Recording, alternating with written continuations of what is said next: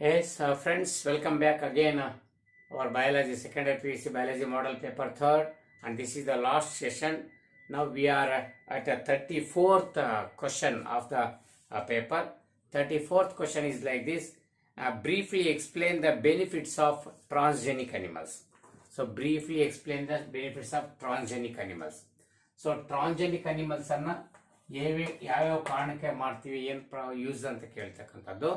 ಟ್ರಾನ್ಜೆನಿಕ್ animals ನಮಗೆ ಗೊತ್ತಿದೆಯಲ್ವಾ, ಟ್ರಾನ್ಜೆನಿಕ್ animals plants ಎರಡನ್ನೂ ಕೇಳ್ಬೋದು. So animals in which a foreign gene is incorporated, the animals in which a foreign gene is incorporated are called transgenic animals. So many transgenic animals nowadays are used for different purposes. What are those various benefits of such animals ಅಂತ ಇಲ್ಲಿ question ಕೇಳಿರ್ತಕ್ಕಂಥದ್ದು. ಇವತ್ತು rabbits ಅನ್ನ, rats ಅನ್ನ, ಆಮೇಲೆ ಗೋಟು, sheep, so ಬೇಕಷ್ಟು animals ಅಲ್ಲಿ ಇವನ್ನ introduce ಮಾಡ್ತಾ ಇದೀವಿ ಫಾರಿನ್ ಜೀನ್ ಅನ್ನ. ಏನೆಲ್ಲ ಮೆಡಿಕಲ್ ಫೀಲ್ಡ್ ಅನ್ನ ಸ್ಟಡಿ ಮಾಡಲಿಕ್ಕೆ, ಸೊ ಥೆರಪಿಟಿಕ್ ಪರ್ಪಸಸ್ ಅಥವಾ ಡಯಾಗ್ನಾಸಿಸ್ ಪರ್ಪಸಸ್ಗೆ ಬಳಸ್ತಾ ಇದೀವಿ. ಅದರಲ್ಲಿ ಈಗ ಏನೇನು ಟ್ರಾನ್ಜೆನಿಕ್ ಅನಿಮಲ್ಸ್ ಡಿಸ್ಕಸ್ ಮಾಡ್ತಾರೆ ಅಂತ ನಮ್ಮ ಸಿಲೆಬಸ್ ಪ್ರಕಾರ ಹೋದ್ರೆ, to study the normal physiology and function of the body, so ಇದು ಒಂದಕ್ಕೆ. To study the development of diseases, so ಅದಕ್ಕಾಗಿ. To study the production of various biological products that are necessary for various treatment, so ಅದಕ್ಕಾಗಿ. To study the vaccine safety, so ಅದಕ್ಕಾಗಿ. And also to study the chemical safety ಅಥವಾ chemical safety, toxicity safety ಅಂತಕ್ಕಂಥದ್ದು. ಇವೆಲ್ಲ ಪರ್ಪಸ್ಸಿಗೆ ಟ್ರಾನ್ಜೆನಿಕ್ animals ಅನ್ನು ಬಳಸ್ತಾ ಇದ್ವಿ. ಅದರಲ್ಲಿ ಒಂದೊಂದೇ ಪಾಯಿಂಟ್ ಅನ್ನು ನಾನೀಗ ಡಿಸ್ಕಸ್ ಮಾಡಬೇಕು. ಏನೇ ಬರೆಯೋಣ ಅಂತ ನೋಡೋಣ 5 ಮಾರ್ಕ್ಸಿಗೆ. ಓಕೆ, ಸೊ ಮೊದಲನೇದು to study. Okay, to study the normal, okay, physiology, so physiology, okay, and also the development, normal physiology and the development of the body, so development. So idu ಏನು ಮಾಡ್ತಾರೆ ಇಲ್ಲಿ, so in order to understand the normal physiology and development of body, when a foreign gene is incorporated to a particular animal, how does that foreign gene expression, gene regulation affect on the normal physiology and the development of that body is to be studied. So that is the main purpose here. For example, to study the complex factors that involved in a growth, complex factors that involved in a growth, like so insulin as a growth factor. So ಇದನ್ನ ನಾವು example ಆಗಿ ತಗೋಬಹುದು. ಇದು ಒಂದು ಇಲ್ಲಿ ನಾವು discuss ಮಾಡ್ತಕ್ಕಂಥದ್ದು. ಇನ್ನು ಎರಡನೇದು to study, okay, to study the diseases. Yes, ನೋಡಿ ಇದು ಒಂದು ಇಂಪಾರ್ಟೆಂಟ್, ನಾವು ಡಿಸ್ಕಸ್ ಮಾಡ್ತೀವಿ. Yes, to study the diseases, that means here the transgenic animals are designed. So transgenic animals are designed to study how genes that contribute the study of diseases. ಯಾವುದೇ disease ಅನ್ನ developmental stage ಅನ್ನ study ಮಾಡಲಿಕ್ಕೆ, so ನಾವು ಏನು incorporate ಮಾಡುವ ಆ jeans ಹೆಂಗೆ ನಮಗೆ ಸಹಾಯ ಮಾಡ್ತವೆ ಅಂತಕ್ಕಂಥದ್ದನ್ನ ಸ್ಟಡಿ ಮಾಡಲಿಕ್ಕೆ. And also to study the therapeutic stage or to study the development or treatment, to study the treatment of various diseases. ಇವತ್ತು ಬೇರೆ ಬೇರೆ ಡಿಸೀಸ್ಗೆ ಟ್ರೀಟ್ಮೆಂಟ್ ಕೂಡ ಫಾರಿನ್ ಜೀನ್ ಅನ್ನು ಯಾವುದೊಂದು ಅನಿಮಲ್ಗೆ ಹಾಕಿ ಅದು ಹೇಗೆ ಮೆಡಿಸಿನ್ ಅಥವಾ ನಾನು ಹಾಕಿರ್ತಕ್ಕಂಥ ಆಂಟಿಬಯೋಟಿಕ್ ಅಥವಾ ವ್ಯಾಕ್ಸಿನ್ಸ್ ಹೆಂಗೆ ಕೆಲಸ ಮಾಡ್ತಾನೆ ಸ್ಟಡಿ ಮಾಡೋಕ್ಕೂ ಆಗುತ್ತೆ. ಇವತ್ತು ನೋಡಿ ಫೈಬ್ರೋಸಿಸ್, ಎಸ್ ನೋಡಿ ಫೈಬ್ರೋಸಿಸ್ ಡಿಸೀಸ್ ಏನಿದೆಯೋ ಅದು, ಅಥವಾ ರುಮಾಟಾಯ್ಡ್ ಆರ್ಥ್ರೈಟಿಸ್, ನೋಡಿ rheumatoid arthritis, okay, so arthritis, okay, arthritis, ಅಥವಾ ಆಲ್ಜಿಮರ್, ಎಸ್, ಸೊ ಆಲ್ಜಿಮರ್ ನೋಡಿ, ಓಕೆ. ಸೊ ಇವೆಲ್ಲ ಡಿಸೀಸ್ಗಳನ್ನ ನಾವು ಸ್ಟಡಿ ಮಾಡ್ಲಿಕ್ಕೆ ಅಥವಾ ಇವಕ್ಕೆಲ್ಲ ಟ್ರೀಟ್ಮೆಂಟ್ಗಾಗಿ ಬೇಕಾದಷ್ಟು ಟ್ರಾನ್ಜೆನಿಕ್ ಅನಿಮಲ್ಸ್ ಅನ್ನ ಬಳಸ್ಕೊಳ್ತಾ ಇದ್ವಿ. ನೋಡಿ, ಯಾವ್ದು ಆಲ್ಜಿಮರ್ಗೆ ಯಾವ್ದೊಂದು ಪರ್ಟಿಕ್ಯುಲರ್ ಮೆಡಿಸಿನ್ ಕಂಡು ಹಿಡಿದೀವಿ ಅಂತ ಅಂದ್ಕೊಂಡ್ರೆ, ಆ ಮೆಡಿಸಿನ್ ಹೇಗೆ ವರ್ಕ್ ಮಾಡುತ್ತೆ ಅಂತ ಸ್ಟಡಿ ಮಾಡ್ಲಿಕ್ಕಾಗಿ ಒಂದು ನಾವು ಟ್ರಾನ್ಜೆನಿಕ್ ಅನಿಮಲ್ ಅನ್ನ ಡಿಸೈನ್ ಮಾಡ್ತೀವಿ. ಆ ಟ್ರಾನ್ಜೆನಿಕ್ ಅನಿಮಲ್ಸ್ಗೆ ಈ ಒಂದು ಟ್ರೀಟ್ಮೆಂಟ್ ಅನ್ನು ಅಪ್ಲೈ ಮಾಡ್ತೀವಿ. ಟ್ರೀಟ್ಮೆಂಟ್ ಹೇಗೆ ವರ್ಕ್ ಮಾಡುತ್ತೆ, ಅದರ ನೆಗೆಟಿವ್ಸ್ ಏನು ಅಥವಾ ಪಾಸಿಟಿವ್ಸ್ ಏನು ಅಂತಕ್ಕಂಥದ್ದು ಸ್ಟಡಿ ಮಾಡಲಿಕ್ಕೆ ಟ್ರಾನ್ಜೆನಿಕ್ ಅನಿಮಲ್ಸ್ ಅನುಕೂಲ ಆಗುತ್ತೆ. ಹಾಗಾಗಿ to study the diseases, okay. So ಇದಕ್ಕೆ ಒಂದು ಎರಡನೇ ಪಾಯಿಂಟ್ ಅನ್ನ ನಾವು ನೋಟ್ ಮಾಡೋದು. Next, to study the production of useful biological products in order to obtain biological products. So ಇದು ಒಂದು ಬಯಾಲಜಿಕಲ್ ಪ್ರಾಡಕ್ಟ್ಸ್. ಸೊ ಏನೆಲ್ಲ ಯೂಸ್ಫುಲ್ ಪ್ರಾಡಕ್ಟ್ಸ್ ಅನ್ನ ನಾವಿವತ್ತು ಈ ಫಾರಿನ್ ಜೀನ್ ಅನ್ನು ಹಾಕಿ ಟ್ರಾನ್ಜೆನಿಕ್ ಅನ್ನು ತಯಾರು ಮಾಡ್ತೀವಲ್ಲ ಅವರಿಂದ ಪಡ್ಕೊಳ್ತೀವಿ ಅಂತಕ್ಕಂಥದ್ದು ಇದೊಂದು ಬಹಳಷ್ಟು ಇಂಪಾರ್ಟೆಂಟ್ ಆಗಿ ಗಮನಿಸಬೇಕಾಗ್ತಕ್ಕಂಥದ್ದು. So it is possible to produce so many useful products like human protein enriched milk, or we can treat various diseases by obtaining various biological products like the diseases like PKU, so ಅಥವಾ fibrosis, cystic fibrosis, ಅಥವಾ even ಎಂಫಿಸೀಮಾ, ಇವನ್ನೆಲ್ಲ treatment ಮಾಡಲಿಕ್ಕೆ ಬೇಕಾಗಿರೋ useful treatment materials ಅಥವಾ biological products ಅನ್ನ ನಾವು ಇವತ್ತು ತಯಾರು ಮಾಡಕ್ಕೆ ಸಾಧ್ಯ ಆಗಿದೆ. ಸೊ ಅದರೊಳಗಡೆ ಇಂಪಾರ್ಟೆಂಟ್ ಬಯಾಲಜಿಕಲ್ ಪ್ರಾಡಕ್ಟ್ಸ್ ಅಂದ್ರೆ so many transgenic animals are designed to obtain the useful biological products like the production of human protein enriched milk in the cow. ನೋಡಿ, ಕೌ ನಲ್ಲಿ ಹ್ಯೂಮನ್ ಯೂಸ್ಫುಲ್ ಪ್ರಾಡಕ್ಟ್ಸ್ ಪಡ್ಕೊಳ್ತಕ್ಕಂಥದ್ದು. ಉದಾಹರಣೆಗೆ, so cow, Rosie cow ನೋಡಿ, so Rosie cow, so this is the first transgenic cow. So ಪ್ರಪಂಚದಲ್ಲಿ first ತಯಾರು ಮಾಡಿದ transgenic cow ಅಂದ್ರೆ Rosie cow ಅಂತ. So this is the cow designed a transgenic animal that is designed to produce a human protein enrich milk. ನೋಡಿ, so human protein, especially ಇದರಿಗೆ alpha lactalbumin, so ಇದು enrich ಆಗಿರ್ತಕ್ಕಂಥ ಇದು ಸುಮಾರು ಎಷ್ಟು ಅಂದ್ರೆ 2.4 ಗ್ರಾಮ್ ಪರ್ ಲೀಟರ್. ಸೊ ಇಷ್ಟು ಒಂದು ಲೀಟರ್ಗೆ ಇಷ್ಟು ಸ್ಪೆಷಲಿ ಹ್ಯೂಮನ್ ಪ್ರೋಟೀನ್ ಹೊಂದಿರತಕ್ಕಂತಹ ಮಿಲ್ಕ್ ಅನ್ನು ತಯಾರು ಮಾಡಲಿಕ್ಕೆ. Okay, so human protein enriched milk, right, human protein enriched milk is obtain by this cow. ನೋಡಿ, ಸೊ ಹಸುವಿನ ಹಾಲನ್ನು ನಮ್ಮ ಮಕ್ಕಳಿಗೆ ಕುಡಿಯಕ್ಕೆ ಕೊಡ್ತೀವಿ, ಆದರೆ ಆ ಹಸುವಿನ ಹಾಲಲ್ಲಿ, ನಾರ್ಮಲ್ ಹಸುವಿನ ಹಾಲಲ್ಲಿ ಈ ಹ್ಯೂಮನ್ ಪ್ರೋಟೀನ್ ಯಾವುದಿದೆ ಅಲ್ಲ, ಆಲ್ಫಾ ಲ್ಯಾಕ್ಟಾಲ್ಬುಮಿನ್, ಅದರ ಪ್ರಮಾಣ 2.4 ಗ್ರಾಮ್ ಪರ್ ಲೀಟರ್ ಇರುವಷ್ಟು ಎನ್ರಿಚ್ ಮಾಡಿದೀವಿ ಈ ಟ್ರಾನ್ಜೆನಿಕ್ ಅನಿಮಲ್ ರೋಸಿ ಕೌ ಅನ್ನು ಸೃಷ್ಟಿ ಮಾಡಿದ್ರಿಂದ. ಸೊ ನೋಡಿ, ಈ ತರ ಒಂದು ಯೂಸ್ ಅನ್ನು ಪಡಿತಕ್ಕಂಥದ್ದು. ಇದೇ ತರ ನಾವು ಇನ್ನೂ ಬೇರೆ ಬೇರೆ ತರ ಬೆಳೆಸ್ಕೊಂಡಿದ್ದು 1997, right. At the same time, so many particular genes are introduced in our transgenic animals to code for a particular proteins, so which are used into day-to-day life for the treatment of various diseases. For example, a particular gene is introduced to code for a human protein, right? So human protein, like ನೋಡಿ, ಆಗಲೇ ಅಲ್ಲಿ ರೋಸಿ cover ಹೆಂಗ್ ಬೆಳೆಸಿದ್ವು ಹಾಗೇನೆ ಬೇರೆ human protein code ಮಾಡ್ಕೊಂಡು ಬೇಕಾದ jeans ಅನ್ನ ನಾವು ಇಂಟ್ರೊಡ್ಯೂಸ್ ಮಾಡಿ ಮಾಡ್ಕೊಂತೀವಿ. For example, alpha antitrypsin, okay, antitrypsin, right, alpha antitrypsin ಅಂತಕ್ಕಂಥ ಒಂದು ಹ್ಯೂಮನ್ ಪ್ರೋಟೀನ್ ಅಂತ ತಯಾರು ಮಾಡ್ತಾ ಇದ್ವಿ. So this is very useful in the treatment of emphysema. ನೋಡಿ, ಎಂಫಿಸೀಮಾ ಟ್ರೀಟ್ಮೆಂಟ್, ಎಂಫಿಸೀಮಾ ಅಷ್ಟೇ ಸ್ಪೆಷಲ್ ಓದಿದ್ವಿ.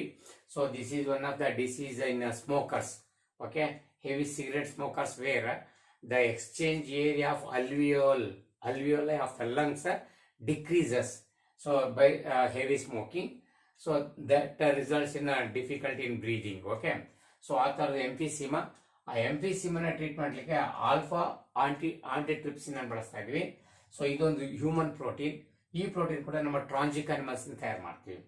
ಇದೇ ತರ so many proteins are obtained. Okay, so proteins in the treatment of, okay, so PKU or a cystic fibrosis, ನೋಡಿ, cystic fibrosis, ಹೀಗೆ PKU ಅಲ್ವಾ ಅಥವಾ cystic fibrosis ಬಳಸತಕ್ಕಂಥ ಬೇಕಷ್ಟು ಟ್ರೀಟ್ಮೆಂಟ್ ಬಳಸತಕ್ಕಂಥ ಮೆಟೀರಿಯಲ್ಸ್ ಅಥವಾ ಪ್ರೋಟೀನ್ ಅನ್ನು ಕೂಡ ನಾವು ತಯಾರು ಮಾಡ್ತಾ ಇದೀವಿ. So in this way transgenic animals they play very important role in a various ways. So that is biological products ಅಲ್ಲಿ ನಾವು ಇದ್ದಂಗೆ ಮಾತಾಡಿದ್ವಿ. ಎಸ್ಪೆಷಲಿ ನಾವು ರೋಸಿಕವಿಂದ ಒಂದು ಮಾತಾಡಲೇಬೇಕು. ಆಮೇಲೆ ಎಂಫಿಸಿಮಾಕ್ಕೆ ಆಲ್ಫಾ ಆಂಟಿಟ್ರಿಪ್ಸಿನ್ ಬಳಸ್ತಕ್ಕಂಥದ್ದು. ಆಮೇಲೆ PKU ಸಿಸ್ಟಿಕ್ ಫೈಬ್ರೋಸಿಸ್ ಕೂಡ ಬೇಕಷ್ಟು ಟ್ರೀಟ್ಮೆಂಟ್ ಬೇಕಾದ್ರೆ ರಾ ಮೆಟೀರಿಯಲ್ ತಯಾರು ಮಾಡ್ತೀವಿ ಅಂತಕ್ಕಂಥದ್ದು. ಇದು 3ನೇ ಪಾಯಿಂಟ್ ಅನ್ನು ನಾವು ಡಿಸ್ಕಸ್ ಮಾಡಿದ್ವಿ. ಇನ್ನು 4ನೇ ಪಾಯಿಂಟ್ ಕೊಂಡು ಬನ್ನಿ. So that is vaccine safety. So here so many animals they are useful to study the in the testing of vaccines before using to the human body. For example, polio vaccines, mice are developed here. So mice are developed, okay. So mice are developed. So to study, okay, to study the testing of, okay, testing of polio vaccine, okay. So polio vaccine. So here transgenic animals they are used to test the action of vaccines before using into human body, before using on humans. Okay, that is why to study the vaccine safety, transgenic animals are very useful. For example, mice are developed to study the action of polio vaccines before using to human. So that is one more and last one. Okay, so chemical safety. Okay, so chemical safety testing. Safety testing. Vaccine safety testing ಇತ್ತು. ಈಗ chemical safety testing ಇದೇನಿದು? There are some animals that are designed, so the transgenic animals that are designed to become more sensitive for certain chemicals. So by introducing a particular gene in their body, we can make such animals very sensitive for even small doses of chemicals. Suppose any chemicals or toxic substances that get enter into the body, immediately they show their reaction or they show their presence since they are very sensitive for chemicals. So that is called chemical safety testing. Chemical safety testing ಅಂತ ಕರೀತಾರೆ. ಈ ಥರ ಬೇಕಷ್ಟು animals ಈಗ ಮಾಡಿದ್ವಿ. ಏನಾದರೂ chemical ಪಟ್ಟಿಗೆ ಹೊಸ ಕೆಮಿಕಲ್ ಹೋದಾಗ ಅವೆಂಗೆ ರಿಯಾಕ್ಷನ್ ಮಾಡ್ತವೆ, ಅದು ಬಾಡಿ ಮೇಲೆ ಹೆಂಗೆ ಒಂದು ಸೆಕೆಂಡ್ ನಾರ್ಮಲ್ ಫಿಸಿಯಾಲಜಿ ಗ್ರೋತ್ ಮೇಲೆ ಹೆಂಗೆ ಎಫೆಕ್ಟ್ ಆಗುತ್ತೆ ಎಲ್ಲದು ಸ್ಟಡಿ ಮಾಡೋಕೆ ಅನುಕೂಲ ಆಗುತ್ತೆ. This is also called toxicity testing ಅಂತ ಕೂಡ ಇದನ್ನ ಕರಿಬಹುದು ನಾವು. ಸೊ ಸೇಫ್ಟಿ ಟೆಸ್ಟಿಂಗ್ ಅಂತ ಕೂಡ ಕರಿಬಹುದು. ಸೊ ಸೇಫ್ಟಿ ಟೆಸ್ಟಿಂಗ್ ಅಂತ. ಸೊ ಹಾಗಾಗಿ so here there are some animals they are designed so very sensitive for certain chemicals because of the presence of particular gene in their body. So therefore they are very useful to study the toxicity test. Yes. Come to our next question, that is a 35th question. Okay. 35th question is like this. Draw a neat label diagram of human male reproductive system. So draw a neat label diagram of a human male reproductive system ಕೇಳಿದ್ದಾರೆ. ಈಗಾಗಲೇ ಗೊತ್ತಿರೋ ಹಾಗೆ so ಇದರಲ್ಲಿ male reproductive system, female reproductive system, mammary gland ಇದರಲ್ಲಿ mostly ಒಂದು ಬರೋ ಸಾಧ್ಯತೆ ಜಾಸ್ತಿ ಇರುತ್ತೆ. ಅಕಾರ್ಡಿಂಗ್ ಟು ಬ್ಲೂ ಪ್ರಿಂಟ್ ಇದರಲ್ಲಿ ಒಂದು 5 ಮಾರ್ಕ್ಸ್ ಕ್ವಶನ್ ಬರಬೇಕಾಗತ್ತೆ. ಹಾಗಾಗಿ ಇವನು ಜಾಸ್ತಿ ಪ್ರಾಕ್ಟೀಸ್ ಮಾಡೋದು ಭಾರಿ ಇಂಪಾರ್ಟೆಂಟು. ತುಂಬ ಸಾರಿ ರೆಗ್ಯುಲರ್ ಕ್ಲಾಸಲ್ಲೂ ಕೂಡ ಹೇಳಿದ್ವಿ, ದಯಮಾಡಿ ಇದು ಪ್ರಾಕ್ಟೀಸ್ ಮಾಡಿ. ಹ್ಯೂಮನ್ ಮೇಲ್ ರಿಪ್ರೊಡಕ್ಟಿವ್ ಸಿಸ್ಟಮ್ ನಮ್ಮ ಟೆಕ್ಸ್ಟ್ ಬುಕ್ಕಲ್ಲಿ ಒಂದ್ಸರಿ ನೀವು ನೋಡ್ಬಿಡಿ. ಓಕೆ, ಇದು ಪೊಸಿಷನ್ ಇರ್ತಕ್ಕಂಥದ್ದಷ್ಟೇ. ಸೈಡ್ ವ್ಯೂನಲ್ಲಿ ನೀವು ಈ ಫಿಗರ್ನ ಪ್ರಾಕ್ಟೀಸ್ ಮಾಡಬೇಕು. ಓಕೆ, ಸೊ ಈ ಫಿಗರ್ನ ನೀವು ಪ್ರಾಕ್ಟೀಸ್ ಮಾಡಬೇಕಾಗತ್ತೆ. ಮಿನಿಮಮ್ 10 ಲೇಬಲ್ಸನ್ನು ಮಾಡಲೇಬೇಕು. ಓಕೆ, ಇದರೆಲ್ಲ ಇಷ್ಟೊತ್ತಿಗೆಲ್ಲ ಪ್ರಾಕ್ಟೀಸ್ ಮಾಡಿದ್ದೀರಾ. ದಯವಿಟ್ಟು ಸೊ ಲೇಬ್ಲಿಂಗ್ ಕರೆಕ್ಟ್ ಇರಬೇಕಂದ್ರೆ ಫಿಗರ್ ಕರೆಕ್ಟಾಗಿ ಇರಬೇಕು. ಸೊ ಫಿಗರ್ ಕರೆಕ್ಟ್ ಇತ್ತು ಅಂದರೆ ನಿಮ್ಮ ಲೇಬ್ಲಿಂಗ್ ಸರಿ ಇರುತ್ತೆ, ಮಾರ್ಕ್ಸ್ ಬರುತ್ತೆ. ಇಲ್ಲೊಂದೇ ದಾರಿ ನೀವು ಪ್ರಾಕ್ಟೀಸ್ ಮಾಡಿಬಿಟ್ಟು ಇನ್ನೇನಿಲ್ಲ. ಇಲ್ಲಿ ನಾವು ಟೈಮ್ ವೇಸ್ಟ್ ಮಾಡೋದಾಗ ಏನು ಅರ್ಥ ಇಲ್ಲ. So you have to practice yourself. Okay, ಅದು ಬಿಟ್ಟು ಇನ್ನೇನು ಬೇರೆ ದಾರಿ ಇಲ್ಲ. ನೆಕ್ಸ್ಟ್ ಏನಂತ 36 ಕ್ವಶನ್ ಬಂದರೆ ಇಲ್ಲಿ describe the packaging of DNA. ಅದು ಇಲ್ಲಿ actually draw the neat label diagram of nucleosome ಕೊಟ್ಟಿದ್ದಾರೆ. ಇಲ್ಲಿ ಪ್ಯಾಕೇಜಿಂಗ್ ಆಫ್ DNA ಬಗ್ಗೆ ಒಂದಿಷ್ಟು ಡಿಸ್ಕಸ್ ಮಾಡೋದು ಒಳ್ಳೆಯದು ಅನಿಸುತ್ತೆ ನನಗೆ. ಓಕೆ, ನ್ಯೂಕ್ಲಿಯೋಸೋಮ್ ಅನ್ನು ಸ್ಟಡಿ ಮಾಡ್ತಾ. So let me explain the packaging. Okay, right. So here draw a neat label diagram of nucleosome ಅಂತ ಇದೆ.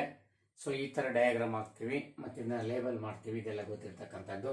ಸೊ ಈ ಮಧ್ಯದಲ್ಲಿ ಏನಿದೆ, this is the core of molecule, histone molecule, and this is the histone ಆಕ್ಟೋಮರ್ and DNA. Here H1 histone. So ಇಷ್ಟು label ಮಾಡ್ತಕ್ಕಂಥದ್ದು ನಮಗೆ ಗೊತ್ತಿದೆ. But here it is necessary to understand so how the packaging of DNA that occur in eukaryotes. So let us explain about this one. So packaging of DNA, why it is so essential anta.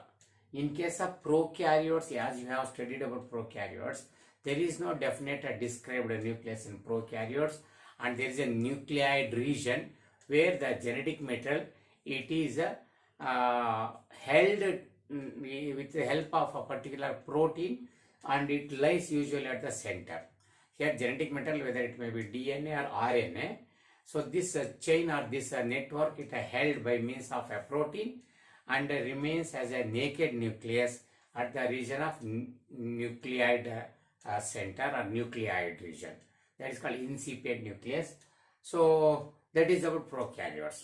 But in eukaryotes, it is very interesting because the size of the nucleus, suppose this is the cell, eukaryotic cell, then this is the diameter of the nucleus. Here the diameter of nucleus is 10 to the power of minus 6 meter. Okay, the length of DNA here, the length of DNA, it is at 2.2 meter. Okay, so when compared to the length of DNA, it is far greater when compared to the dimension of the nucleus. Here the dimension of nucleus is at 10 to the power of minus 6 meter. It is too smaller to pack up such a lengthy DNA in it. That is why the length of DNA is too far greater when compared to the size of the dimension of the nucleus. That is why the packaging of DNA is very interesting. Okay. See what is the actual packaging technique going on here. So because here there is a well-defined nuclear envelope is there, and inside that nuclear envelope our DNA is present. This DNA it is in the form of chromatin network. So ಅದು chromatin network ಅಂತ ಕರಿತೀವಲ್ಲ, ಆ network ಅಲ್ಲಿ DNA ಇದೆ. ಹೇಗೆ DNA ಅಲ್ಲಿ ಇದೆಯಪ್ಪ ಅಂದ್ರೆ, as we have already studied, it is a double helix model according to Watson Cricker. Such a helix model, so thus that helix strand of the DNA, it is not as a straight linear chain, so it is in the form of the network, and it coiled over a particular protein. Okay, so such a network, it suppose you observe under the electron microscope, you will observe it looks like a beads on string. That a beads on string structure. Okay, ಇದು beads on string. Okay, string structure ಅಲ್ಲಿ ಕಾಣಿಸುತ್ತೆ ಅಂತ. So ದಾರದಲ್ಲಿ ಪೋಣಿಸಿರೋ ಮಣಿಗಳ ರೀತಿಯಲ್ಲಿ ಕಂಡು ಬರುತ್ತೆ. ಅದೊಂದು photo ಕೂಡ ನಮ್ಮಲ್ಲಿ ಕೊಟ್ಟಿದ್ದಾರೆ. ಆ ಫೋಟೋನ ಕೂಡ ನಾವು ಒಂದ್ಸರಿ ವಾಚ್ ಮಾಡಿ ನಿಮ್ಗೆ ಗೊತ್ತಾಗುತ್ತೆ ನೋಡಿ. So beads on string structure ಅಂತಂದ್ರೆ ಈ ತರ ಬೀಡ್ಸ್ ತರ ರಚನೆ ಇರುತ್ತೆ ಅಂತ ಅದರ ಅರ್ಥ. So what does that beads consist of ಅಂತ. ಸೊ ಈಚ್ ಬೀಡ್ಸ್ ಅದೇನು ಒಂದು ಮಣಿ ತರ ಕಾಣಿಸ್ತಿದೆಯಲ್ಲ, ಸೊ ಅದ್ರೊಳಗಡೆ the DNA it is negative charge. Okay, here this DNA it is negative charge. Okay, so this negative charge DNA it wrapping over WRAP wrapping over this positively charged histone octamer. So histone it is the protein which held this DNA strands. Okay, so here histone, this histone 8 molecules of histone together form one unit, that is called histone octamer. That histone octamer it is the core of this beads. Okay, on which this negatively charged DNA wrapping over it. So about 200 nucleotide DNA is necessary to form one this bead-like structure. So that each structure is actually a unit of that chromatin, and each unit is called a nucleosome. So that is what is nucleosome. It is the unit of a chromatin which is formed by wrapping the negatively charged DNA over positively charged histone octamer. Okay, so that is called a nucleosome. Such nucleosomes they are held together, different nucleosomes by means of a linker DNA. So ಒಂದು nucleosome ಮತ್ತೊಂದು nucleosome ಮಧ್ಯದಲ್ಲಿ ಇರ್ತಕ್ಕಂಥದ್ದು linker DNA.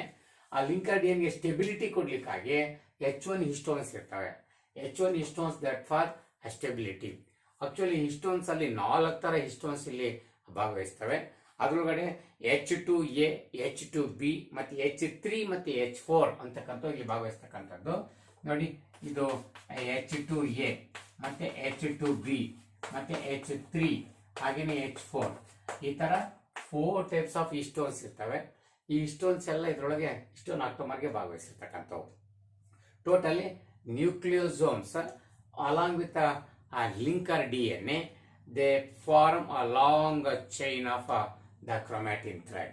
Okay, ಇಲ್ಲಿ H1A ಮತ್ತು H1B, they are enriched with lysine amino acid. So amino acids ಇಲ್ಲಿ lysine amino acids ಇರುತ್ತೆ ಜಾಸ್ತಿ. ಇನ್ನು H3 H4 ಅಲ್ಲಿ ಅರ್ಜಿನಿನ್ ಇರುತ್ತೆ, ಅರ್ಜಿನಿನ್. So because with the presence of rich lysine and arginine, they impart positive charge to the histone molecule. That is why histone octamer is positive nature due to presence of lysine and arginine rich at the outer surface. Okay, while DNA is negative charge. That is why they are wrapping over it. Okay, so that is a nucleosomes. So these nucleosomes, consider these nucleosomes.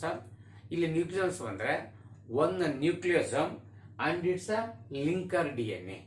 See, nucleosome and linker DNA together called chromatosome, and 5 chromatosomes together form about the length of 30 nanometer, and such one 30 nanometer length is called one solenoid.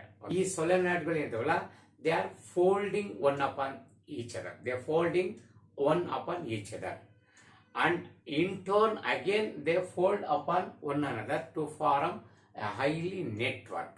That is why, that is the system, because so to allocate inside a smaller region, so otherwise it could not possible. ಹಾಗಾಗಿ ಈ solenoid ಗಳಿದ್ದಾವಲ್ಲ, they packed up in a particular pattern by folding one upon each other.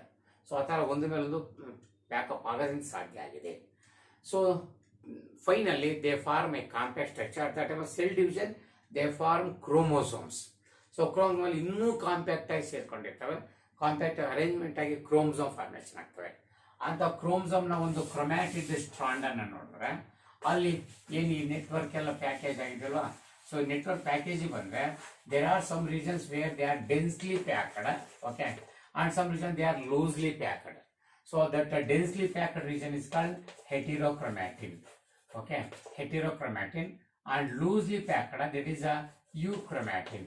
So okay, euchromatin, heterochromatin region, euchromatin region. Okay, so heterochromatin region, since it is densely packed region, it stains heavily, while euchromatin it stains lightly. Euchromatin is a transcriptionally active region, heterochromatin it is transcriptionally inactive region. ಇವೆಲ್ಲವೂ difference ಕೂಡ ಹೇಳ್ಬೋದು ಅಂತ. And in certain higher animals, for the packaging of this DNA, it needs some other extra proteins other than this histone. So that is called NHC. Okay, non-histone chromatin materials. ಈ ನಾನ್ histone chromosomal protein ಅನ್ನು ಬಳಸ್ಕೊತವೆ. So ಇವು higher animals ಅಥವಾ mammals region ಅಲ್ಲಿ ಬಂದ್ರೆ NHC ಕೂಡ ಬಳಸ್ಕೊಳ್ಳೋದುಂಟು. ಬಳಸಿದ ಈ ತರ ಪ್ಯಾಕೇಜಿಂಗ್ ಆಗಿರುತ್ತೆ. So our next question in the same 36th question ಅಲ್ಲಿ ನಾವು ಇಷ್ಟ ನ್ಯೂಕ್ಲಿಯೋಸೋಮ್ ಸ್ಟ್ರಕ್ಚರ್ ಓದಕ್ಕೆ ಹೋಗಿ ಪ್ಯಾಕೇಜಿಂಗ್ DNA ಸ್ವಲ್ಪ ಎನ್ಲಾರ್ಜ್ ಮಾಡಿದ್ವಿ ಅಷ್ಟೇ. ನೆಕ್ಸ್ಟ್ ಅದರಲ್ಲಿ 36 ಅಲ್ಲಿನೇ ಬಿ. ಸೊ ಅದು 3 ಮಾರ್ಕ್ಸ್ ಇರ್ತಕ್ಕಂಥದ್ದು. Draw the structure of transcriptional unit. So ಇದು ಕೂಡ ಒಂದ್ಸರಿ ಡಯಾಗ್ರಾಮ್ ಸ್ಕೀಮೆಟಿಕ್ ಡಯಾಗ್ರಾಮ್ ಅಲ್ಲಿ ಕೇಳಬಹುದು. ಟ್ರಾನ್ಸ್ಕ್ರಿಪ್ಷನಲ್ ಯೂನಿಟ್ ನಮಗೆ ಸೆಂಟ್ರಲ್ ಡಾಗ್ಮಾದಲ್ಲಿ DNA ಇಂದ RNA, RNA ಇಂದ ಪ್ರೋಟೀನ್ ಬರುತ್ತೋ, DNA ಇಂದ RNA ತಯಾರಾಗ್ತಕ್ಕಂಥ ಪ್ರೊಸೆಸ್ ಟ್ರಾನ್ಸ್ಕ್ರಿಪ್ಷನ್ ನಮಗೆ ಗೊತ್ತಿದೆ ಅಲ್ವಾ. ಆ ಟ್ರಾನ್ಸ್ಕ್ರಿಪ್ಷನ್ ಏನು DNA ಅಲ್ಲಿ ಯಾವ ಜಾಗದಾಗ ನಡೆಯುತ್ತೋ ಆ part of the DNA where transcription occur that part that isolated part is called a transcriptional unit. So ಆ ಒಂದು ಪರ್ಟಿಕ್ಯುಲರ್ ರೀಜನ್ ಅಂತ ತಗೊಂಡ್ರೆ ಅದನ್ನ ನಾವು ಟ್ರಾನ್ಸ್ಕ್ರಿಪ್ಷನಲ್ ಯೂನಿಟ್ ಅಂತ ಕರಿಬೇಕು. ಆ ಟ್ರಾನ್ಸ್ಕ್ರಿಪ್ಷನ್ ಯೂನಿಟ್ ಅನ್ನ ನಾವು ಡಯಾಗ್ರಾಮೆಟಿಕಲಿ ತೋರಿಸೋದಾದ್ರೆ, ಸೊ ಹೀಗೆ ಎಸ್ DNA 2 ಸ್ಟ್ರಾಂಡ್ಸ್ ಇರುತ್ತಲ್ವಾ. ಎಸ್, ಸೊ DNA 2 ಸ್ಟ್ರಾಂಡ್ಸ್, ಅದರಲ್ಲಿ ಫಸ್ಟ್ ಸ್ಟ್ರಾಂಡ್ 3' to 5 ಪ್ರೈಮ್ ಆದರೆ ಇನ್ನೊಂದು ಸ್ಟ್ರಾಂಡು, ಸೊ ಅದು 5 ಪ್ರೈಮ್ ಟು 3 ಪ್ರೈಮ್ ಇರುತ್ತೆ ಅಂತ ನಮ್ಗೆ ಗೊತ್ತಿದೆ ಅಲ್ವಾ. ಎಸ್, ಇದು 5 ಪ್ರೈಮ್ ಆದರೆ 3 ಪ್ರೈಮ್, ನೆಕ್ಸ್ಟ್ ಇಲ್ಲಿ 5 ಪ್ರೈಮ್ ಇರುತ್ತೆ. ಇದು ನಮಗೆ DNA 2 ಸ್ಟ್ರಾಂಡ್ಸ್ ಗೊತ್ತಿರ್ತಕ್ಕಂಥದ್ದೇನೆ. ನೆನಪಿರಲಿ, ಈ ಕೆಳಗಡೆ ಇದು 5 ಪ್ರೈಮ್ ಇರಂಗೆ ನೋಡ್ಕೊಳ್ಳಿ. ರೈಟ್, ಆರೋ ಮಾರ್ಕು 3 ಪ್ರೈಮ್ ಹತ್ರ ಹಾಕ್ತೀರಿ. This transcription unit which is formed at the time of transcription in a DNA molecule. So it has 3 regions mainly. 3 regions that mainly 3 genes are involved in that process. So that is one promoter gene at this 5 prime end. This 5 prime end of this region is called upstream. Okay, this is called upstream end. In the upstream ಅಂತ ಕರೀತಾರೆ. ಈ upstream end ಅಲ್ಲಿ ಒಂದು promoter gene ಇರುತ್ತೆ. Promoter, ಇದು promoter ಇರುತ್ತೆ, label ಮಾಡಬೇಕು. Okay, so promoter which acts as the binding region for RNA polymerase. At the same time, the initiator factor sigma factor also bind to that RNA factor, RNA polymerase. So ಅದಕ್ಕಿದು position ಅಥವಾ site ಅನ್ನು ಕೊಡ್ತಕ್ಕಂಥದ್ದು promoter gene. And this upstream, this is the upstream, that is 5 prime end of this strand. In another end, that is a downstream. ಈ ಡೌನ್ ಸ್ಟ್ರೀಮಿಗೆ ಬಂದರೆ ಇಲ್ಲಿ ಒಂದು ಜೀನ್ ಇದೆ, that is a terminator. Okay, so terminator which terminates the process of transcription, that is your terminator gene. ಸೊ ಇದು ಕೂಡ ಟರ್ಮಿನೇಟರ್ ಫ್ಯಾಕ್ಟರ್ ಐತಲ್ಲ, ರೋ ಫ್ಯಾಕ್ಟರ್, ಅದನ್ನ ಬೈಂಡಿಂಗ್ ಹಾಕಿ ಇದು ಸೈಟ್ ಎಲ್ಲ ಕೊಡ್ತಕ್ಕಂಥದ್ದು. ಇವೆರಡರ ಮಧ್ಯೆ ಇರ್ತಕ್ಕಂಥದ್ದು structural genes. Okay, these are the main genes that responsible for coding the mRNA. So RNA ಸಿಂಥೆಸಿಸ್ಗೆ ಕೋಡ್ ಮಾಡ್ಲಿಕ್ಕೆ ಬೇಕಾದ ಇನ್ಫಾರ್ಮೇಶನ್ ಇರೋದು ಇದೇ ಸ್ಟ್ರಕ್ಚರಲ್ ಜೀನ್ಸ್ ಅಲ್ಲಿ. ಹಾಗೆ ಇವರೆಲ್ಲವೂ structural genes. Okay, structural genes ಇದು. ಇನ್ನು ಇವೆರಡು ಸ್ಟ್ರಾಂಡ್ಸ್ ಅನ್ನ ಇಲ್ಲಿ ಸ್ಪೆಷಲ್ ಟ್ರಾನ್ಸ್ಕ್ರಿಪ್ಷನ್ ಅಲ್ಲಿ ಇವೆರಡು ನಾವು ನೇಮಿಂಗ್ ಮಾಡಬೇಕಾಗತ್ತೆ. ಯಾರು ಟೆಂಪ್ಲೇಟ್ ಆಗಿ ಕೆಲಸ ಮಾಡ್ತಾನೋ, ಅಂದ್ರೆ mRNA ಸಿಂಥೆಸಿಸ್ ಮಾಡಲಿಕ್ಕೆ ಟೆಂಪ್ಲೇಟ್ ಆಗ್ತಾನೋ ಅವನನ್ನು ನಾವಿಲ್ಲಿ ಆಂಟಿಸೆನ್ಸ್ ಸ್ಟ್ರಾಂಡ್ ಅಂತ ಕರಿಬೇಕು. ಸೊ ಇವನು ಆಂಟಿಸೆನ್ಸ್ ಸ್ಟ್ರಾಂಡ್ ಆಗಿ ಕೆಲಸ ಮಾಡ್ತಾನೆ, ಅಥವಾ ಟೆಂಪ್ಲೇಟ್ ಸ್ಟ್ರಾಂಡ್ ಅಂತ ಕರೆಯೋಣ. ಓಕೆ, ಸೊ ಇವನು ಟೆಂಪ್ಲೇಟ್ ಸ್ಟ್ರಾಂಡ್ ಇವನು, ಅಥವಾ ಆಂಟಿಸೆನ್ಸ್. ಇನ್ನು ಅದು ಆಪೋಸಿಟ್ ಇರ್ತಕ್ಕಂಥ ಇನ್ನೊಬ್ಬ ಇದನ್ನಲ್ಲ, ಅವನು ಕೋಡಿಂಗ್ ಸ್ಟ್ರಾಂಡ್ ಅಂತ. ಸೊ ಕೋಡಿಂಗ್ ಸ್ಟ್ರಾಂಡ್ ಅನ್ಬೇಕು.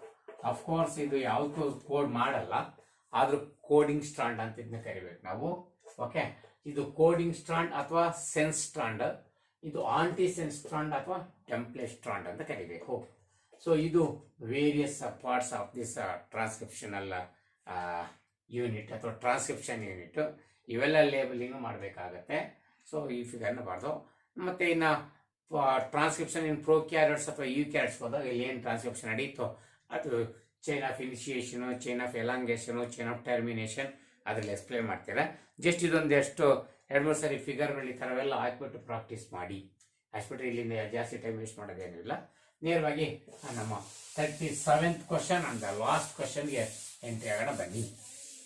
Okay, so our last question of the paper is like this: explain Mendel's experiment. So Mendel's experiment, okay, ಏನಂತ ಅದು to describe inheritance of one gene. Inheritance of one gene ಅನ್ನ explain ಮಾಡ್ಲಿಕ್ಕಾಗಿ, so that is monohybrid cross ತಾನೆ, with reference to height of the pea plants. Height of the pea plants ಸಂಬಂಧಪಟ್ಟಂತೆ ನಾವೀಗ inheritance of one gene ಅನ್ನ explain ಮಾಡಬೇಕು. ಇದ್ರಾಗ ಇದೇ ಪೇಪರ್ಗೆ ಇನ್ಹೆರಿಟೆನ್ಸ್ ಆಫ್ 2 ಜೀನ್ಸ್ ಅಥವಾ ಡೈಹೈಬ್ರಿಡ್ ಕ್ರಾಸ್ ಅನ್ನು ಎಕ್ಸ್ಪ್ಲೇನ್ ಮಾಡಿದ್ವಿ. ನಿಮ್ಗೆ ಗೊತ್ತಿರಂಗೆ ಮೊನೊಯ್ಡ್ ಕ್ರಾಸ್ ಅಥವಾ ಡೈಹೈಬ್ರಿಡ್ ಕ್ರಾಸ್ ಅಥವಾ ಇನ್ಕಂಪ್ಲೀಟ್ ಎವಿಡೆನ್ಸ್ ಅಲ್ಲಿ ಒಂದು ಕಂಪಲ್ಸರಿ 5 ಮಾರ್ಕ್ಸ್ ಸಿಗುತ್ತೆ. ಚೆನ್ನಾಗಿ ಪ್ರಾಕ್ಟೀಸ್ ಮಾಡಬೇಕು. ಸೇಮ್ ಸ್ಟೆಪ್ಸೇ ಇರುತ್ತೆ. ದಯವಿಟ್ಟು ಅದನ್ನ ಅವತ್ತೇ ನಾವು ಹೇಳಿದ್ವಿ. ಡೈಹೈಬ್ರಿಡ್ ಕ್ರಾಸ್ ಅನ್ನು ಇದೇ ಪೇಪರಲ್ಲಿ ನಾವು ಸಾಲ್ವ್ ಮಾಡಿದ್ವಿ. ಈಗ last question inheritance of one gene ಅಥವಾ ಮೋನೋಹೈಬ್ರಿಡ್ ಕ್ರಾಸ್ ಕೊಟ್ಟು ಬನ್ನಿ. ನಿಮ್ಗೆಲ್ಲ ಗೊತ್ತಿರಂಗೆ ಮೋನೋಹೈಬ್ರಿಡ್ ಕ್ರಾಸ್ ಅಥವಾ ಇನ್ಹೆರಿಟೆನ್ಸ್ ಆಫ್ ಒನ್ ಜೀನ್ అంటే ಏನು ಹೇಳ್ತದೋ, it is a cross conducted between 2 pure plants considering the inheritance of 1 pair of contrasting characters ಅಥವಾ ಇನ್ಹೆರಿಟೆನ್ಸ್ ಆಫ್ ಸಿಂಗಲ್ ಜೀನ್. ಅದಕ್ಕಾಗಿ ಇದನ್ನ ಇನ್ಹೆರಿಟೆನ್ಸ್ ಆಫ್ ಒನ್ ಜೀನ್ ಅಂತ ಕರೀತಕ್ಕಂಥದ್ದು. ಸೊ ಇಲ್ಲಿ Gregor Mendel conducted so many experiments to understand this inheritance of one gene, but here we have to consider the height of the stem. As far as consider the height of the stem of pea plants is controlled by one particular gene. Okay, So that gene has a two alleles. That is allele for tallness and allele for dwarfness. That is why, so regarding the stem, we have to cross between the tall pea plants versus dwarf pea plants. So ಅದಕ್ಕೆ ಇಲ್ಲಿ ಆಗ್ಲೇ ಹೇಳ್ದಂಗೆ explanation ಬರೀ 2 marks ಸಿಗುತ್ತೆ. ಆಮೇಲೆ scheme of diagram ಬರೀತಾವ್ರಿ. So flow diagram ಅದಕ್ಕೆ 2 marks. ಇನ್ನು ರೇಷಿಯೋಗಳನ್ನ ಬರೀರಿ, ಅದಕ್ಕೆ 1 ಮಾರ್ಕ್ಸ್ ಸಿಗುತ್ತೆ. ಸೊ ಇಲ್ಲಿ ಡಯಾಗ್ರಾಮ್ ಅಲ್ಲಿ ಫಸ್ಟ್ ಸ್ಟೇಟ್ಮೆಂಟ್ ಅಲ್ಲಿ ಏನ್ ಬರ್ಕಂತ ಹೋಗ್ತೀರಾ, ಎಕ್ಸ್ಪ್ಲನೇಷನ್ ಕೊಡ್ಲಿಕ್ಕೆ ಮೊದಲೇದು ಮೋನೋಹೈಬ್ರಿಡ್ ಕ್ರಾಸ್ ಅಂದ್ರೆ ಅಂತ ಬರೀತೀರಾ.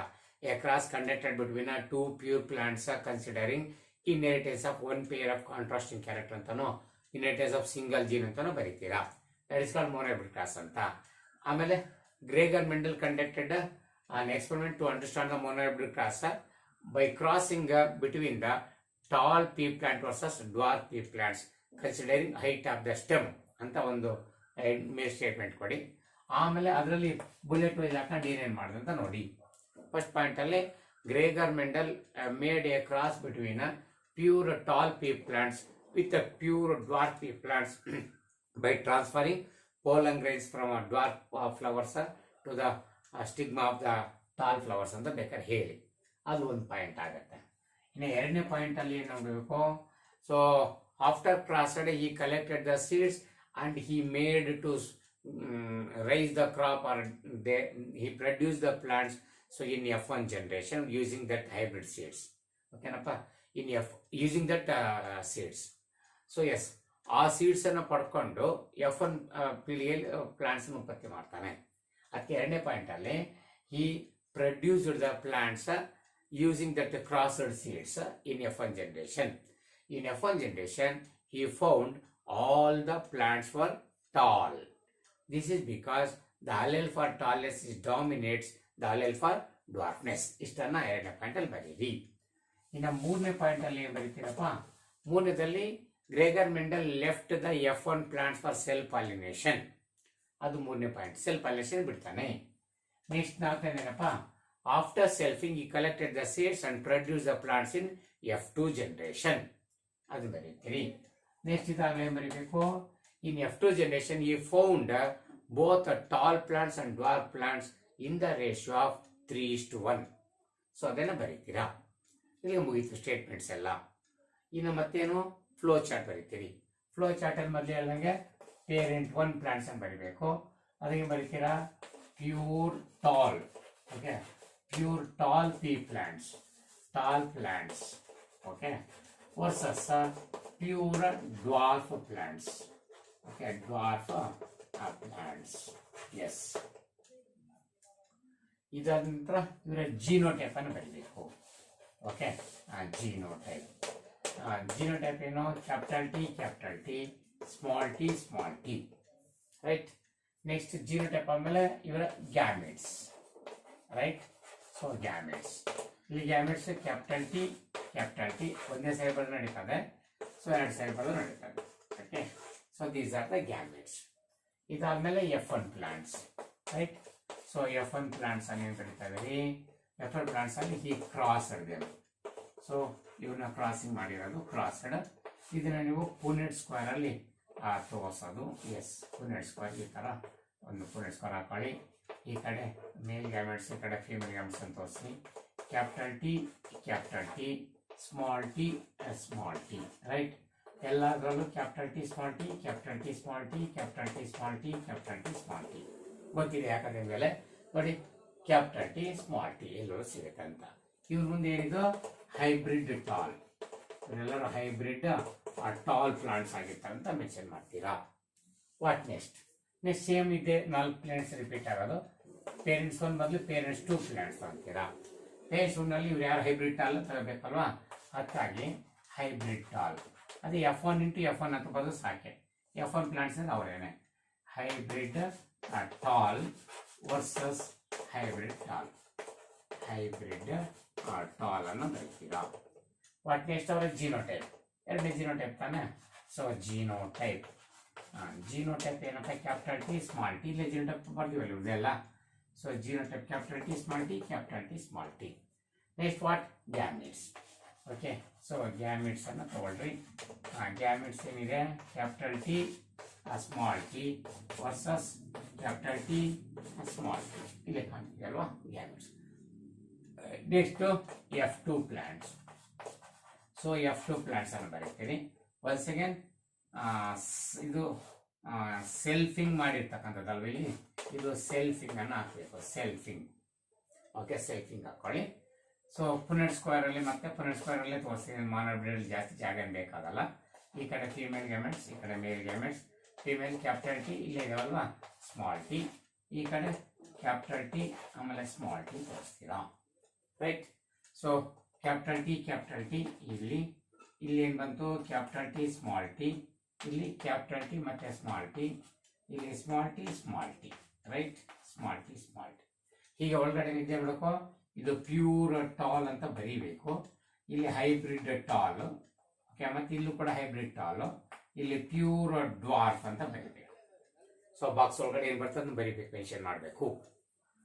ಸೊ ಇಷ್ಟಕ್ಕೆ ಬಂದ್ರೆ ನಿಮ್ಗೀಗ 2 ಮಾರ್ಕ್ಸ್ ಸಿಗುತ್ತೆ. ಇದಂತ ವಾಟ್ ನೆಕ್ಸ್ಟ್ ರೇಷಿಯೋ ಬರೀರಿ. Phenotypic ratio, okay, phenotypic ratio. Yes. So phenotype ratio ಏನಿದೆ, ಫಿನೋಟೈಪ್ ಟಾಲ್ ಬಂದಿದೆ ವರ್ಸಸ್ ಡ್ವಾರ್ಫ್ ಕೂಡ ಬಂದಿದೆ. ಸೊ 2 ಬಂದಿದೆ, ಅದು ಫಿನೋಟೈಪ್. ಟಾಲ್ ಎಷ್ಟು 3 ನೋಡಿ, ಟಾಲ್ 70% ಇಂಟು ಡ್ವಾರ್ಫ್ ಎಷ್ಟು 1, ಅಂದರೆ 3/4 of the plants for tall, okay. ಆಮೇಲೆ 1/4 of the plants for dwarf, right. So ಇಲ್ಲಿ 3/4 ಭಾಗ ಟಾಲು, 1/4 ಭಾಗ ಡ್ವಾರ್ಫ್. 75% tall, 25% dwarf. ಅದು ಇನ್ನು genotype, okay, genotypic ratio, right.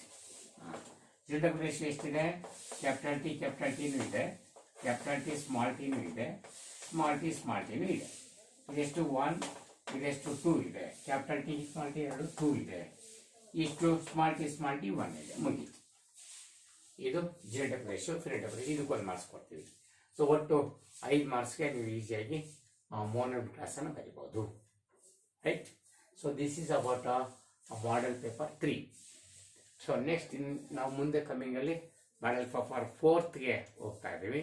So ಈಗ 3 ಪೇಪರ್ ಆಗಿದೆ. ದಯವಿಟ್ಟು ಮತ್ತೆ ನೋಡ್ಕೊಳ್ಳಿ, ನೀವು ಪ್ರಾಕ್ಟೀಸ್ ಮಾಡಿ. ನಿಮ್ಮ ಹತ್ರ ಇರೋ ಮೆಟೀರಿಯಲ್ಸ್ ಅನ್ನು ಕೂಡ ಬಳಸ್ಕೊಂಡು ಇದಕ್ಕೆ ಇನ್ನೂ ಇಂಪ್ರೂವ್ ಮಾಡ್ಕೊಳ್ಳಿ, ಓಕೆನಾ, right. Thank you. So we shall meet in the next paper.